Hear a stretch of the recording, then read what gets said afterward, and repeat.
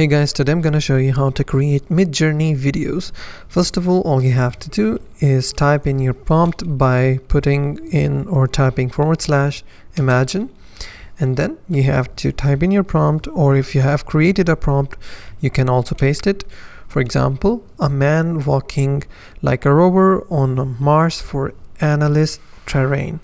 So after you enter your prompt, all you have to do is type in --test space --creative space --aspect ratio, which is AR space, which is, you can type any, for example 16:9 is a landscape, and after that you have to type in --video.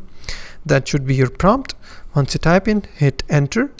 After that you will get your AI image created by Midjourney, but as you can see, this is not a video, this is just a picture. So if you want to convert it into a video, all you have to do is add a reaction to this picture. For example, to add a reaction, you have to select more and you will see a button called add reaction. You have to give the reaction of envelope, this white envelope.